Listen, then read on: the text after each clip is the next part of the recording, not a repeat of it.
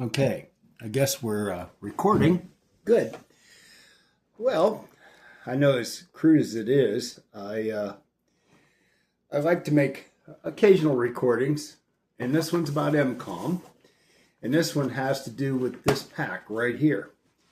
You know, we ham radio operators, we frequently talk all about equipment to deploy. Oh my goodness, when we have to deploy somewhere, we're going to carry all kinds of equipment, radio equipment, and what have you. So this is a kitchen table talk, kind of an informal talk. And I'm going to talk a little bit about my kit, but this has nothing, absolutely nothing to do with radio. It has to do with me. Okay. And the reason why I say this is because if we were to ever deploy, let's say we deployed to a resource station where the EMA has said we need somebody there to just check people in, check equipment in, etc., etc. We're not a high priority item. I mean, let's face it, we are not a high priority item. And it may be several hours or even most of a day before we actually get caught up. And they bring us something to eat, and they bring us some water, and they bring us some sort of sustenance. So in the meantime, we have to sort of take care of ourselves. And that's what this kit's for. If you notice, this is a small canvas bag, wax canvas bag. Doesn't take up a whole lot of room in my truck. And what it is designed for, and I always like to tell people, this is not camping. This is survival, okay? Not camping, it's maintaining. So forget the big fancy tent, forget the cot, forget all that other stuff. This is merely to get us through the initial period. Let's open it up, see what's inside. Pair of gloves. Oh my, yeah, gotta have a pair of work gloves. You don't know what you're getting into. You really don't. So carry a pair of gloves. Even a cheap pair from Harbor Freight. They're good.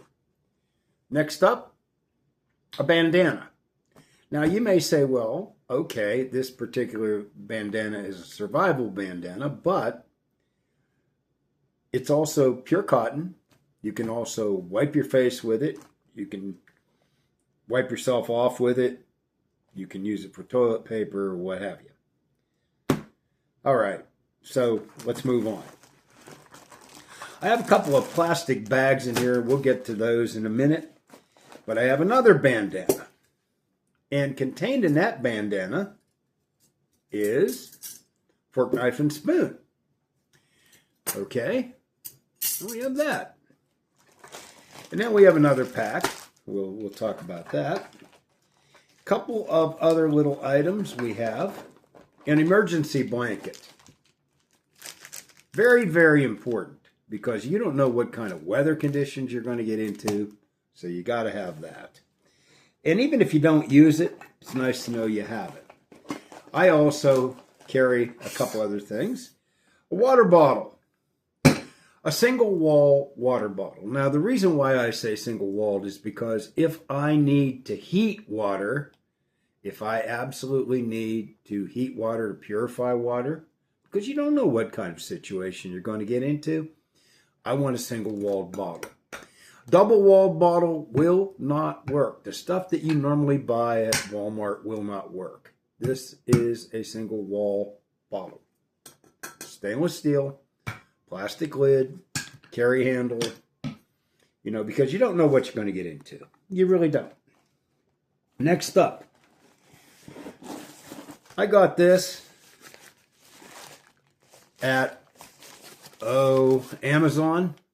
Anywho, I don't know what it is, but it's a military poncho. Now, it's not the military poncho. It's a knockoff of a military poncho. But ponchos are neat because they have grommets in them. You can use them for a tarp. They also can be your outer body wear in the event of rain. It has a hood. It drapes down to your knees. It's really good protection. Good protection. And this is your tent. This is your shelter. And this is your rainwear. So it serves a multiple purposes. Yet another bag. And yet another bag. Okay. To go with the water supply, a cup.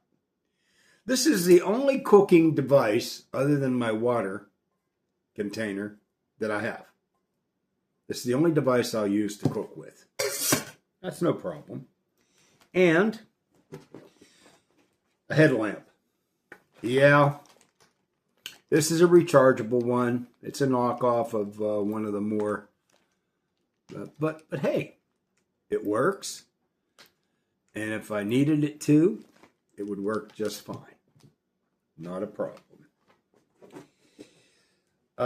Another little lamp that I could use in area light. This particular little lamp is kind of cool. 5 LEDs. It's fairly bright. It can be used for signaling. It can be used to establish where I'm at. And then, you know, a lot of people overlook this. A compass. Now, I'm getting a little prepper here, but I carry one just because I know how to use one, and I feel kind of better if I had one on me. And I'm going to show you a couple of really convenient features that you should always have. And I mean it. A mirror that goes with the compass. Okay. This is a very old mirror. I've carried this for years. And surprise, surprise, 2 construction garbage bags. The reason why I picked construction garbage bags, they're big, they're huge, and you can use them for a variety of things. You can use them for ground cloth, you can use them to cover your equipment. If it's raining, you could, rather than tear down, you can just throw one of these over your radio equipment. These are indispensable. They also, you could cut a hole in it and make a rain cape out of it if you want. I have that, so I don't need to worry about that. Anyway, now, the bag is empty. That's it. I don't think, wait a minute, maybe I do have something else in there. Oh yeah, hand warmers. Got a couple of those. Okay. Yeah, again, you don't know. You don't know what you're getting into, so there you go. Now let's look at the little bags. First of all, a boo-boo kit. This is not a first aid kit. I repeat, this is not a first aid kit. I've got some bandages in there. I've got a whistle in there. I've got some Tylenol in there. I've got some bouillon cubes in there. Again, we're not talking about camping. We're talking about maintaining. And if you got a bigger cut and you need a bigger bandage, well, there you go. Okay. Next thing. Well, I talked about heating water and perhaps making myself some soup or something of that nature, or bouillon. Of course I can. Okay. Esbit stove, pack of matches, a Bic lighter, Esbit tablets, about a half a dozen of those. Remember, we are not camping. We are maintaining. If you're out there 4 and 5 and 6 hours and you don't have anything to eat, you might get a little hungry. Okay? Problem solved. This next pack is a pack of what I call possibles. I probably have misnamed them, and I noticed that my one hand warmer is sort of out of the bag here. So we'll put it in there. Contained in here is a notepad, a notebook, micro cord. Now, I could have carried a full hank of paracord, 50 feet, or, whatever. This is a 100-foot roll of micro paracord, available on Amazon, and it has a 100-pound test. Be good for stringing anything up, antennas or what have you. Another blanket, another one of those blankets. Again, notepads, hand warmers, those sorts of things. This is for, like I said, just for maintaining yourself. You are going to get serviced by the EMA or the EOC. It's only a question of when. It's not a question of if, it's a question of when. Okay, so as a person who deploys, I would say that this is probably a good idea. Last but not least, a little food pack, a little MRE, if you will. Not quite an MRE. I have here a little bit of beef jerky, already sealed. I have some juice mix. I have some Folgers coffee. I have a pack of oatmeal. I have a sweet and salty nut bar.